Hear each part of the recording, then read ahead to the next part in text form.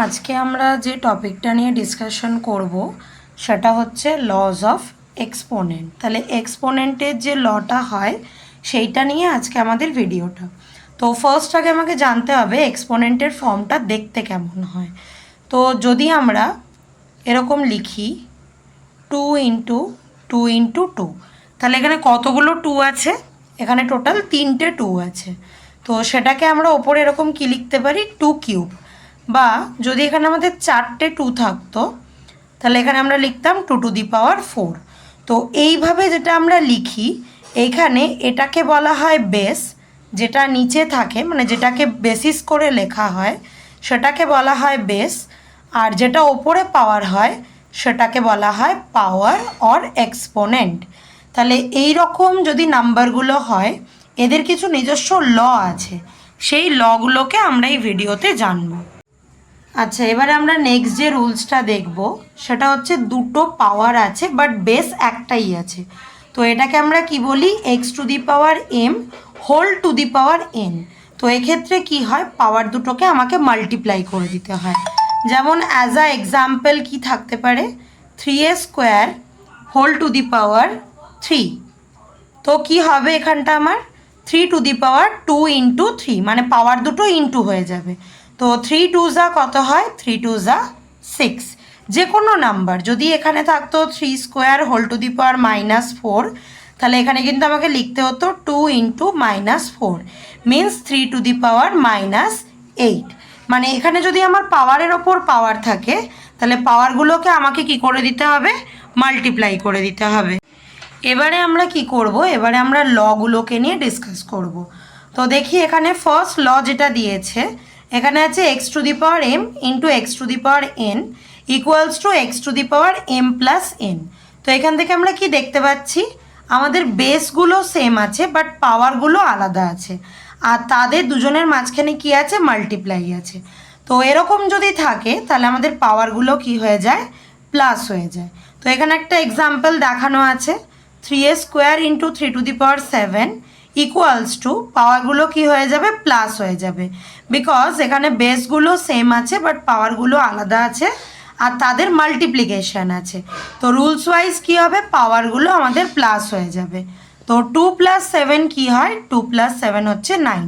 তাহলে আনসার আমাদের কি দাঁড়ালো, 3⁹ সেম যদি এখানে সেম জিনিসের ডিভিশন থাকে, মানে বেসগুলো যদি সেম থাকে আর পাওয়ারগুলো যদি আলাদা থাকে তাহলে আমাদের পাওয়ারগুলো কি হয়ে যায়, মাইনাস হয়ে যায়।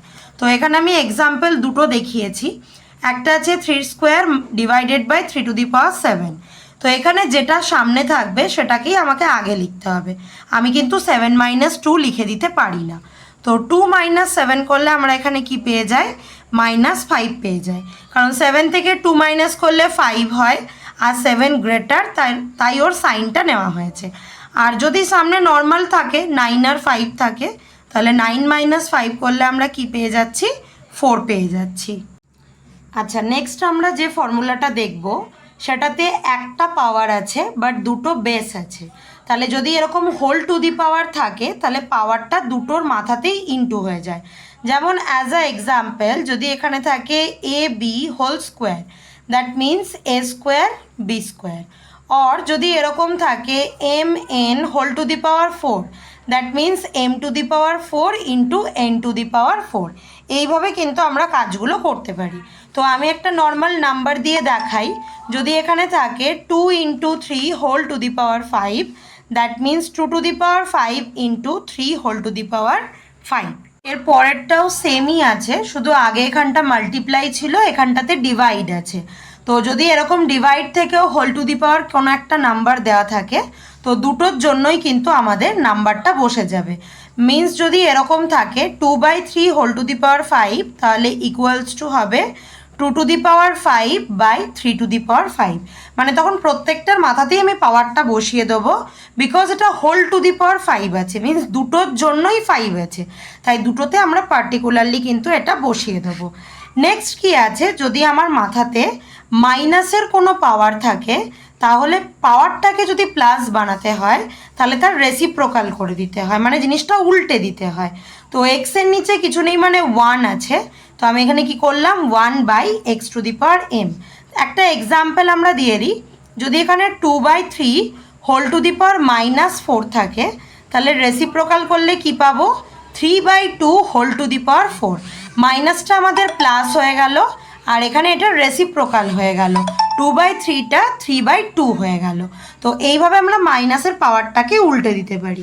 তো আগেও আমরা এখানে একটা মাইনাসের পাওয়ার পেয়েছিলাম, যেমন এখানে।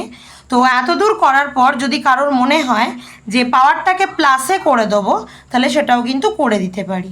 1/3 টু দি পাওয়ার 5 হয়ে যেতে পারে, এটাও 1/3 টু দি পাওয়ার 8 হয়ে যেতে পারে, বিকজ নিচে কিছু নেই মানে 1 আছে। তাহলে এটা আমার ফর্মুলা ওয়াইজ কিন্তু হয়ে গেল। আর লাস্ট যেটা আমরা এখান থেকে শিখব, যদি কারোর মাথায় 0 থাকে তার ভ্যালু অলওয়েজ 1 হয়। মানে যদি বড় কোনো একটা নাম্বার থাকে, তাহলে আমি যত বড়ই নাম্বার নিই তার মাথায় যদি 0 থাকে তার ভ্যালু অলওয়েজ হবে 1। তো এই যে আমরা যতদূর দেখলাম এগুলোই হচ্ছে আমাদের এক্সপোনেন্টের ল। এগুলো আমাদের এক্সপোনেন্টের কোনো সিম্পলিফাই বা কোনো ম্যাথস করতে খুব হেল্প করে এই লগুলো। তো আজকে এখানেই ভিডিওটা এন্ড করলাম।